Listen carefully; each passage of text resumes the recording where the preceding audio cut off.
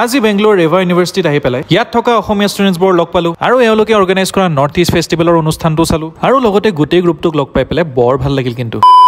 নমস্কাৰ সকলোকে মই হল অসমলৱাৰী কি staying in Bangalore and welcome back to my mini blog আজি মই আহিলো বেংগলোৰ থকা ৰেভা ইউনিভাৰ্চিটিলৈ কাৰণ ইয়াত চলি আছে এটা ধমাকেদাৰ নৰ্থ ইষ্ট ফেষ্টিভেল আৰু সেই বুলি ইউনিভাৰ্চিটিত পঢ়া অসমৰ ষ্টুডেণ্টছবোৰে মোক এজ এ গেষ্ট মাতিছিলে এই ইভেণ্টটো এটেণ্ড কৰিবলৈ প্ৰগ্ৰামটো ষ্টাৰ্ট হওঁতে নৰ্থ ইষ্টৰ প্ৰত্যেকখন ষ্টেটৰ পাৰফৰ্মেঞ্চেছবোৰ হ'ল আৰু ষ্টুডেণ্টছবোৰে ইমান বঢ়িয়া পাৰফৰ্ম কৰিছে নহয় কি মোৰ চায়ে বহুত সঁচাকে ভাল লাগিছিলে এই প্ৰগ্ৰামটোত চব আছিলে জুবিন দাৰ গানৰ পৰা ধুনীয়া ধুনীয়া গান কালচাৰেল এণ্ড ট্ৰেডিচনেল ডান্সৰ পৰা এটা মজা ফেশ্বন শ্ব' আৰু বহুত কিবা কিবি পাৰফৰ্মেঞ্চবোৰৰ পিছত মোক আকৌ সৰুকে স্পীচ এটা দিবলৈ মাতিলে স্পীচ দিবলৈ প্ৰিপেয়াৰটো নাছিলো কিন্তু সৰুকে 4-5 লাইন কিবা এটা কলো আৰু পাৰফৰ্মেঞ্চবোৰৰ পিছত আমাৰ অলপমান ফটো সেশন এটাও হ'ল আৰু তাৰ পিছত মই ইউনিভাৰ্চিটি ষ্টুডেণ্টছবোৰৰ লগত অলপ কেম্পাছটো চাবলৈ ওলাই আহিলো কেম্পাছটো পুৰা প্ৰাকৃতিক সৌন্দৰ্যৰে ভৰপূৰ হৈ আছে সব ফালে গ্ৰীনাৰী